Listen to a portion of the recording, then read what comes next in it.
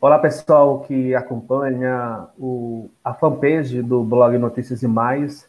A gente está fazendo várias entrevistas nesse período de pandemia e numa dessas lives que a gente está fazendo via fanpage do Notícias e Mais, a gente traz hoje um tema de grande relevância, que é sobre o 13 de maio, que é o dia que se comemora o dia o fim da escravidão no Brasil, mas ainda existe, né, um número de trabalhos análogo da escravidão crescente, ou que ao menos nunca acaba, segundo as informações que a gente tem colhido nos últimos dias por entidades representativas dessa causa. A gente vai conversar agora com o professor e, nesse caso, coordenador do Colégio José Telésforo, aqui de Campo Formoso, coordenador pedagógico, que tem formação, ele é mestre em educação, especialista em história afro-brasileira, o professor Marciano Carvalho. Professor Marciano, muito obrigado por disponibilizar um tempo para conversar com a gente. E eu começo a lhe perguntar, existe ainda, na sua visão, existe escravidão ou trabalho análogo à escravidão no nosso país, nos dias atuais, na sua visão? Bom dia. Então, bom dia. Bom dia, Leandro, bom dia a todos que estão nos ouvindo. A analogia à escravidão permanece até hoje, né? Eu tenho uma visão muito crítica em relação a isso, pontuando algumas questões. Por exemplo, a escravidão ela foi abolida no século passado, em 1800 e tal, dia 13 de abril, ou dia 13 de maio, aquela questão toda, houve aquela euforia, mas o trabalho, a exploração do trabalho permanece até hoje. No nosso cotidiano, eu vejo em N situações essa exploração, em alguns casos, inclusive, me incomoda. Um caso assim que é muito comum é o serviço doméstico, né? Eu vejo o serviço doméstico como uma exploração da mão de obra social hoje, onde a maioria das pessoas que trabalham prestando serviço nos lares de outras pessoas não recebe um salário. Recentemente teve uma lei, né, regulamentando o serviço das domésticas e tudo mais, mas até o momento o que eu tenho percebido é a exploração do serviço doméstico, a exploração do serviço rural. Há uma desvalorização muito grande do produtor rural, principalmente da agricultura familiar, né? E isso são algumas coisas que me incomodam. Quando eu vou à feira, por exemplo, eu fico triste quando eu vejo alguém pechinchando o produto, né, da agricultura familiar. Porque eu sei que aquilo ali demanda tempo, trabalho, dedicação, esforço. E a partir do momento que o produto está ali por um valor X e você solicita que o feirante faça pela metade do preço, você indiretamente está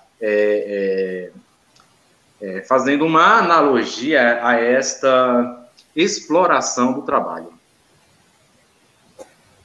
O senhor acredita que o que existe de legislação ainda não é suficiente para resolver situações como esta, embora seja algo que até então, para a sociedade, para parte da sociedade, não existe essa ideia de escravidão ou de trabalho análogo à escravidão no tocante à comercialização de produtos da agricultura familiar pelos agricultores, como também o trabalho doméstico. Então, o que é que o senhor pode dizer em relação à legislação direcionada pelo menos a esses dois segmentos?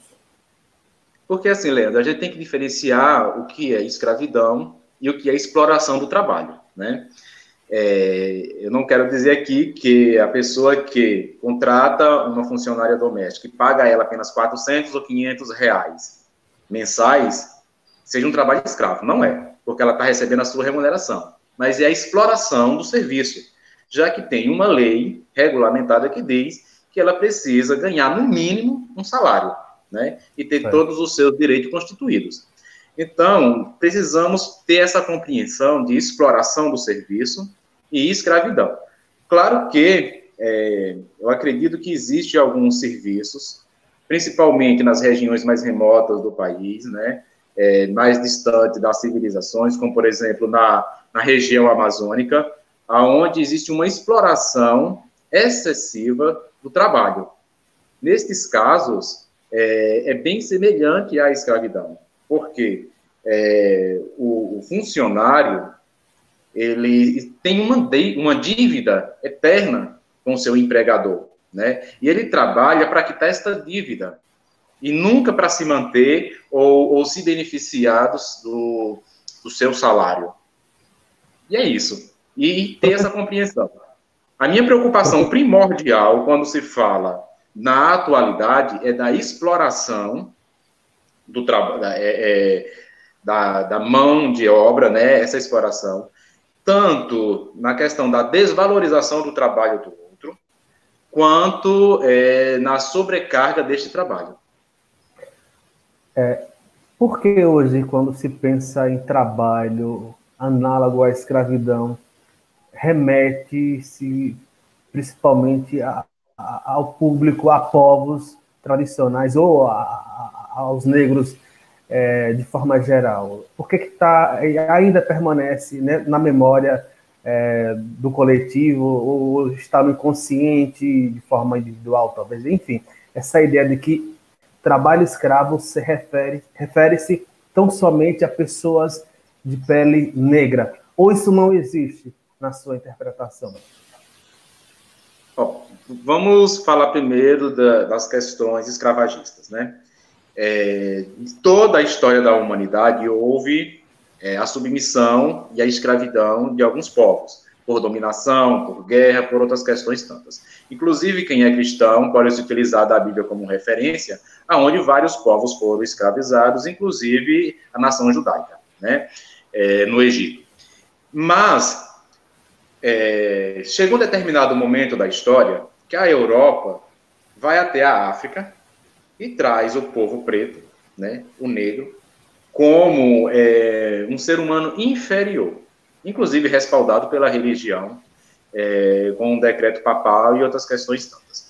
Mas, a partir do momento que você diz que um ser humano é inferior ao outro, inclusive dizia-se que o negro não tinha alma, por não ser cristão, você subjuga a condição humana. Então, eles foram subjugados, né? Hoje, quando a gente pensa em exploração do serviço, exploração da mão de obra, vamos pensar na questão de oportunidade de crescimento, oportunidade de estudo e de evolução social. O negro e o índio, eles foram marginalizados dentro da sociedade brasileira e foram tirados N oportunidades, inclusive oportunidades educacionais, né? E a partir do momento que você não tem uma profissão regulamentada, a partir do momento que você não tem um diploma, você fica à mercê, você fica vulnerável a situações de exploração. Digamos o seguinte, que os filhos dos imigrantes que vieram trabalhar na lavoura pós-escravidão.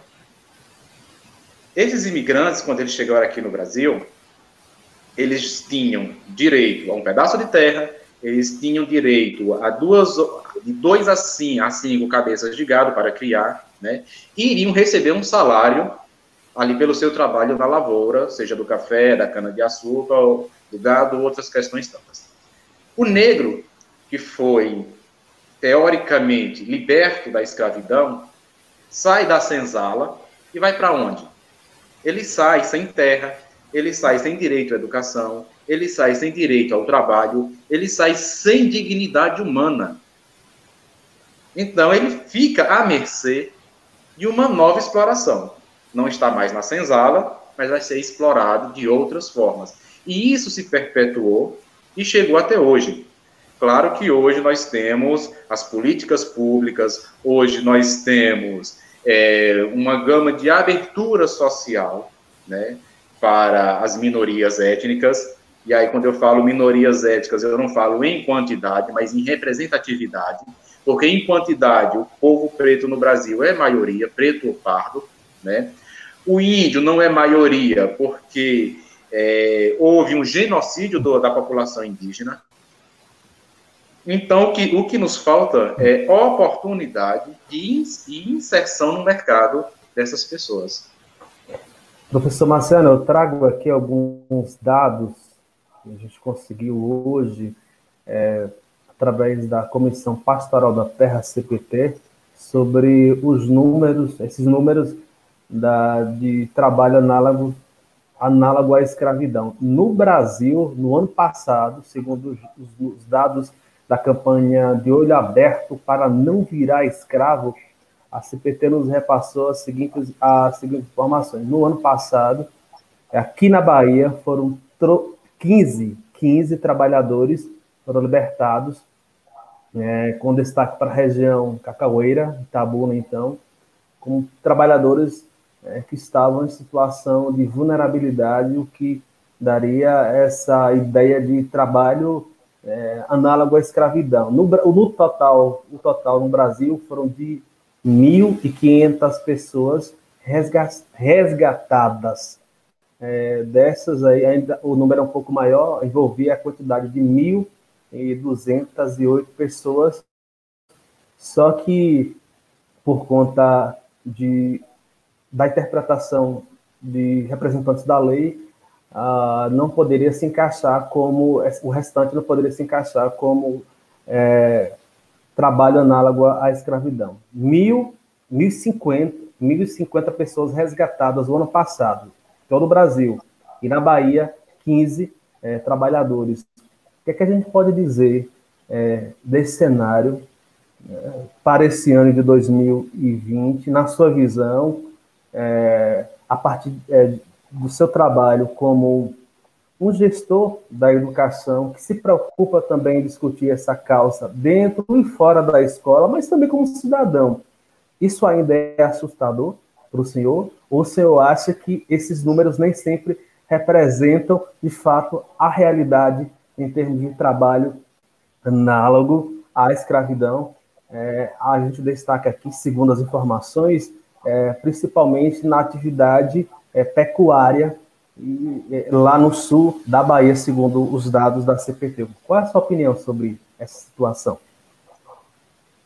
Eu acho que a realidade é pior do que o que os números mostram, né?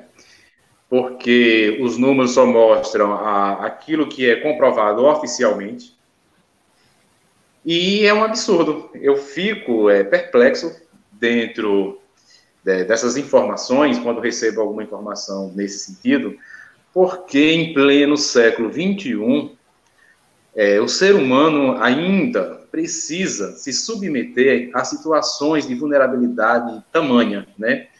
E pior do que isso, porque você não se submete porque você quer, mas é pela falta de oportunidade. A partir do momento que eu não tenho a oportunidade de ter um trabalho, de ter um pedaço de terra para eu cultivar, e alguém me oferece uma oportunidade, às vezes você vai na ilusão, né, que aquilo será bom para você, e você acaba caindo em uma cilada. Então, eu imagino a seguinte questão: o que nos falta hoje são políticas públicas que venham, de alguma forma, estar estruturando esse pessoal vulnerável, né, que está em vulnerabilidade social, né? Nos falta capacitação, nos falta oportunidade, nos falta estrutura social para isso. Quando eu vejo aí a grilagem crescendo na Amazônia, né, e os benefícios sendo dados para quem já tem mais do que o suficiente para sobreviver, né, os milionários enriquecendo cada vez mais, enquanto a população pobre está à mercê da vulnerabilidade social, a ponto de serem conduzidas a situações tais como você acabou de explicar. Eu acredito que tem bem mais. E em algumas regiões do Brasil, a exploração está voltada também para a prostituição, né? Tem muitos adolescentes e jovens se prostituindo em situações degradantes pela falta de oportunidade negada pelo Estado para essas pessoas. E tem um detalhe também, quando o senhor falava sobre essa questão da grilagem, né, em várias regiões do Brasil, né, o caso da região norte, a gente destaca aqui, tem essa medida provisória que está em votação, poderá ser votada nesse período. Ontem havia essa discussão de suspende ou não suspende a votação dessa medida provisória, né, e o que também acaba provocando uma certa perplexidade, a palavra fugiu, travou, perplexidade, essa ideia de votar uma medida que no momento não é tão urgente, já que todo mundo vive pandemia, essa pandemia da Covid-19, e a tendência é haver redução de empregos, já que os patrões estão demitindo por conta da doença, inclusive na área agrária, no setor agrário, né, devido a essa situação, e acaba fortalecendo, como o senhor mesmo disse, quem atua como grileiro em várias regiões ou estados do Brasil. Na sua visão, é importante também, por enquanto, o Congresso segurar essa medida provisória e não votar nesse momento, deixar para se discutir posteriormente? Como ambientalista, e dentro de uma visão holística da condição humana e do equilíbrio planetário, não é nem postergar a votação, é não votar, é não deixar passar, né? Como é que eu posso ser a favor da destruição da floresta amazônica, né, da redução do potencial biológico da floresta amazônica e da invasão das terras indígenas? O índio já sofreu tanto dentro da história do Brasil, né, das questões genocidas indígena, e hoje você tirar o pedaço de terra que é de direito do índio é desumano. Para além do lucro, para além da matéria-prima, para além do comércio, precisamos compreender o ser humano como parte integrante da natureza e inteiramente dependente dela. A preservação ambiental se faz necessário e é extremamente necessário que o ser humano compreenda que nós somos parte integrante da natureza.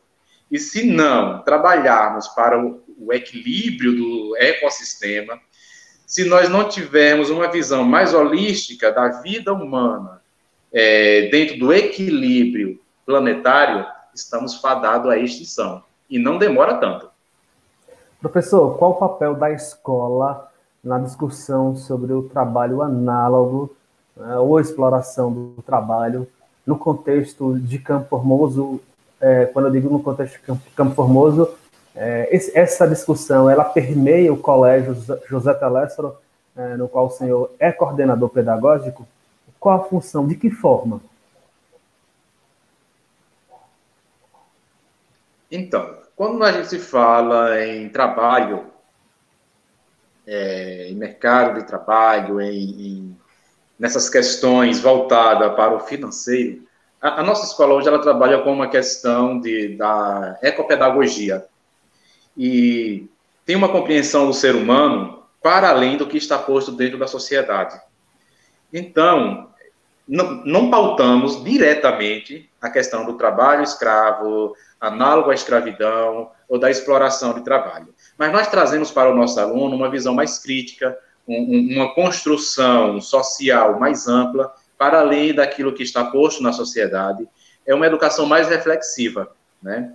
Agora, sempre tem as datas, e nas datas, por exemplo, agora o 13 de maio, a gente discute as questões trabalhistas, discute a escravidão, discute os porquê, como e os contextos históricos. Eu acredito que a educação ela precisa ser emancipadora, a educação precisa ser política E, para além de emancipadora e política, tem que ter uma visão holística, dentro da totalidade socioemocional, educativa, filosófica, política, geográfica. Não podemos pautar a educação dentro do conteúdo, dentro de uma malha curricular. O currículo, por si só, ele é limitador. Então, a escola precisa perpassar o currículo e entrar em outros campos do conhecimento que venha fortalecer a natureza humana, como eu falei anteriormente, como ser integrador do planeta e responsável pelo equilíbrio planetário.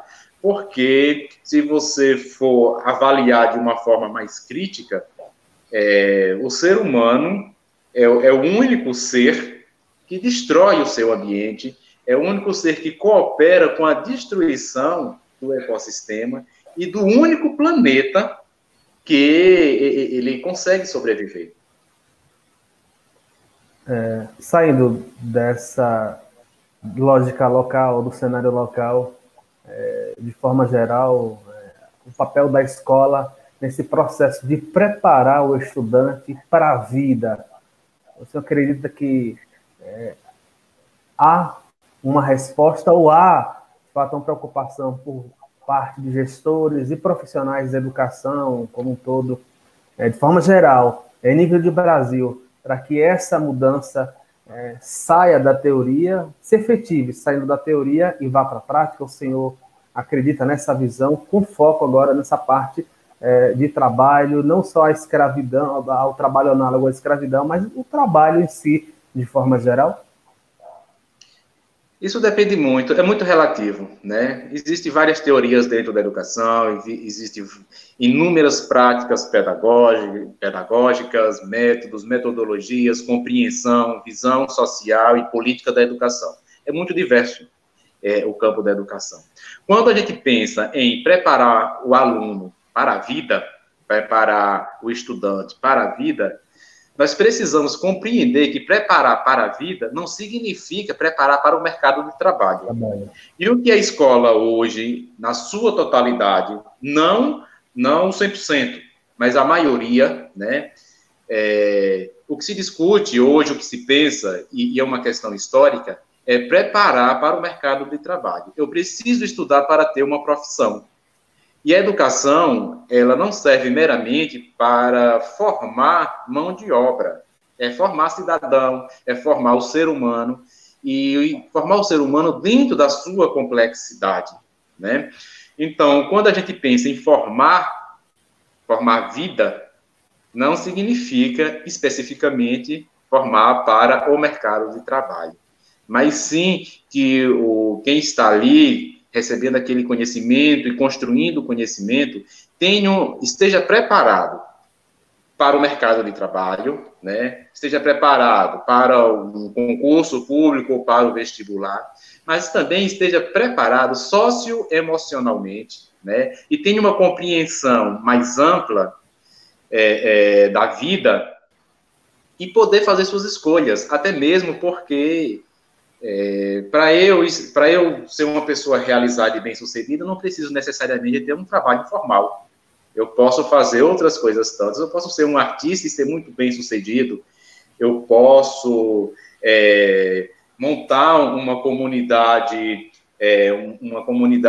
de subsistência, de agricultura familiar e ser bem-sucedido. Necessariamente eu não preciso de um trabalho formal, eu não preciso de um diploma para que eu me sinta gente. Existe uma fala equivocada da maioria das pessoas que diz o seguinte: a gente precisa estudar para ser alguém. Não, nós já nascemos alguém, nós já somos alguém. Nós estudamos para adquirir conhecimento e ter algumas formações extra, né? Porque alguém eu já sou. Então, eu não preciso estudar para ser alguém. Eu preciso estudar para potencializar aquilo que eu já sou. Este é alguém que eu já sou. Professor Marciano, na sua opinião também, como será o Brasil depois desse período de pandemia de Covid-19? Qual a relação da educação com o mercado de trabalho? Quando eu questiono isso, é porque o senhor tem muitos alunos que ficam preocupados com a situação financeira de casa, dos pais, como gestor da educação, qual a sua avaliação no cenário envolvendo não só a economia, mas também a educação, entrelaçando esses dois, economia e educação, principalmente no contexto de Campo Formoso, depois desta pandemia de novo coronavírus que afeta todo o mundo? Eu acredito dentro da seguinte situação. Quem está vivendo a situação, hoje, nós que estamos passando por essa situação de isolamento social, de vulnerabilidade na saúde, e está sendo aí discutido largamente a questão entre educação, saúde, estrutura, Estado, nós passaremos pelo menos de 10, 20 anos com essa reflexão e pensando no futuro. Agora, as novas gerações que não passaram por essa situação, eu não sei como eles vão lidar, né? Porque eles vão lidar a partir dos relatos dos outros, né? Dos historiadores. E eu vou citar como exemplo a gripe espanhola, que assolou a Europa e parte do mundo entre 1918 e 1920, que foi muito semelhante com essa pandemia do Covid-19, né? E pouca coisa mudou na estrutura social, né? É tanto que, há 100 anos atrás, nós tivemos uma pandemia semelhante a esta, e hoje nós não temos estrutura para tratar. Nós estamos utilizando os mesmos métodos de 100 anos atrás, que é o isolamento social, o uso de máscara. A saúde, ela não tem uma estrutura que evite ou que evitasse, né, o ocorrido hoje. Então, o que é que acontece? Quem viveu a pandemia mudou a sua estrutura, os seus conceitos, a sua visão de mundo. Agora, as gerações que vieram posterior, né, que não passaram pela situação, acaba na mesmice. E aí, o complicado é isso. Ainda tem a questão de como a história é passada. A gente precisa lembrar sempre da história para não cometer os mesmos erros. Mas eu vejo no Brasil, e essa é uma visão particular, de que nós não temos uma construção crítica da história. E nós acabamos repetindo erros grotescos, né? Está aí a política federal para comprovar isso. E aí? Mais ou menos por aí. Quando o senhor fala da construção de uma narrativa da nossa história que se repete, enfim, alguns atos, enfim, como o senhor comentou, mas hoje a gente tem o crescimento, a expansão das instituições públicas de ensino superior, então, a tecnologia que acaba dando voz aos sujeitos que eram esquecidos. De alguma forma, a gente não tem como dinamizar esse processo de construção de uma nova narrativa da nossa história, da história brasileira, na sua visão? Olha, as novas tecnologias deu voz a todos. O problema de dar voz a todo mundo é que quem tem o conhecimento tem voz, quem não tem o conhecimento tem voz. E todo mundo quer ditar verdades, né?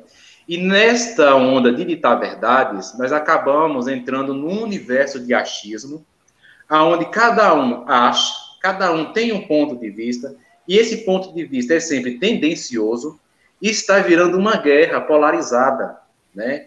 Entre pós e contras, os a favores e os que têm outra visão diferenciada. E o que de fato é para ser construído de uma forma positiva, eu tenho visto de forma negativa, né? A partir do momento que eu tenho o direito de dizer qualquer coisa, de qualquer forma, e não ser punido por isso, está trazendo consequências para o Brasil, principalmente. A gente vê aí o universo de fake news, que não é apenas no Brasil, é no mundo inteiro, né? Inclusive influenciando nas políticas públicas. Nós podemos ver representantes da população transmitindo e construindo fake news, a benefício próprio, e tem pessoas que acreditam fielmente nisso, né? A partir do momento que o presidente da República publica uma fake news ou compartilha uma fake news, isso está dizendo para nós que a rede social e dá voz a todo mundo, ok. Que essa gama de informação chegar até a maioria, ok. Mas como está chegando? Que conteúdo é esse? Quem é que está falando? E o porquê que se está dizendo aquilo? Precisamos construir uma visão crítica social, de ver a informação, ver as narrativas históricas, principalmente as narrativas históricas, para não cometer os mesmos erros, e pensar o porquê, o para quê e o como aquilo foi construído, né? Não ter aquela informação como verdade unilateral. Até mesmo porque a verdade por si só não existe. O que existe é o ponto de vista de alguém ali naquele momento. E a escola tem também um papel fundamental nesse processo de criticidade, ou formação criticidade, como o senhor mesmo comentou anteriormente, sobre essa ideia da ecopedagogia desenvolvida, por exemplo, no Colégio José Telésforo.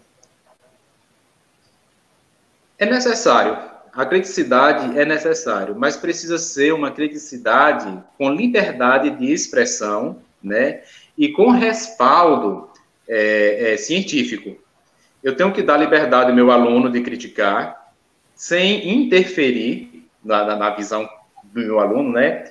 Agora, eu tenho que também dar subsídio para a crítica. Eu não posso fazer a crítica sem esse subsídio histórico, social, sem ter um reforço, né? E existe também a questão das tendências, né? Cada ser humano procura uma vertente filosófica, política para a sua vida. E a partir do momento que eu penso criticamente, eu não posso interferir no pensamento do outro, levando em consideração a minha postura política, a minha visão social, a minha visão da economia do país. É um pouco complexo quando se trata de construir o pensamento, né, e construir essas narrativas, porque cada um tem uma vertente, se é de direita, se é de esquerda, se é de centro. Se você está voltado historicamente para uma determinada religião ou outra, se você está inserido dentro de um contexto social específico, porque nós acabamos querendo ou não sendo influenciadores, mas de uma forma que, ao invés de ampliar a criticidade, talvez a gente só está repetindo aquilo que ouviu, que aprendeu, ou aquilo que a gente conhece como verdade ou aceita como verdade.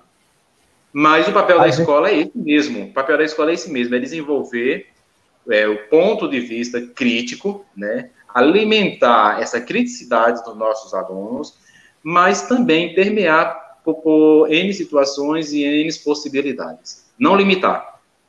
E nesse período de pandemia, como não tornar o home office, o teletrabalho, em algo que culmine nessa ideia da exploração do trabalho, não somente, na verdade, por qualquer profissional, inclusive da educação. O profissional da educação já leva muito trabalho para casa, e a gente falando dessa ideia de trabalho análogo à escravidão, como fazer para que essa ideia de usar as tecnologias para facilitar, para não ter o contato físico, mas, ao mesmo tempo, como trabalhar para que isso não gere esse acúmulo de função ou de tarefas, enfim, e não prejudicar até mesmo as pessoas do ponto de vista psicológico, por exemplo.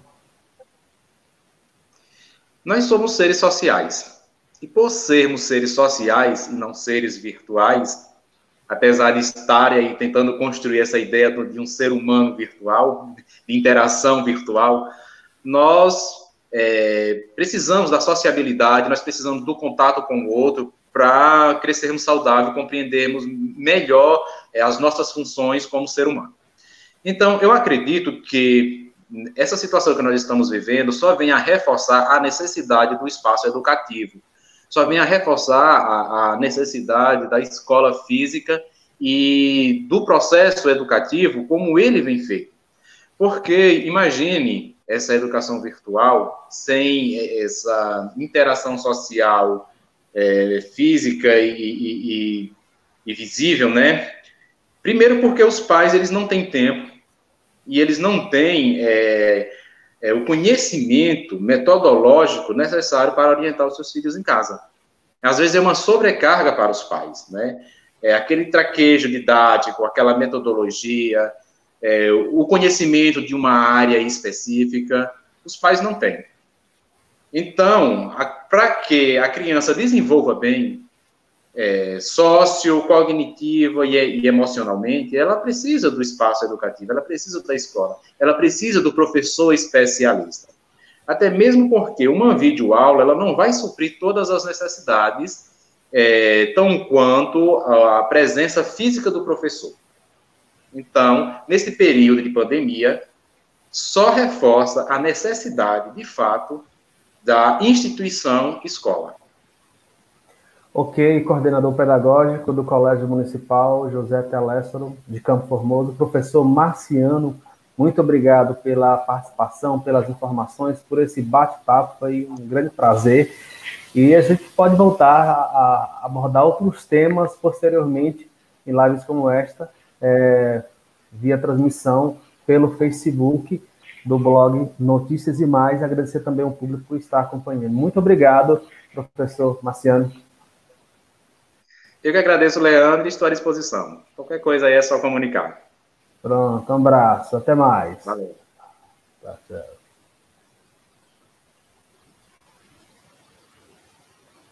É isso, gente. A gente encerra por aqui a nossa live e posteriormente a gente vai trazer mais temas com o professor Marciano também, e assim como demais pessoas aqui da realidade de Campo Formoso, também de outros municípios da região ou Brasil. Um abraço, obrigado por tudo e até mais.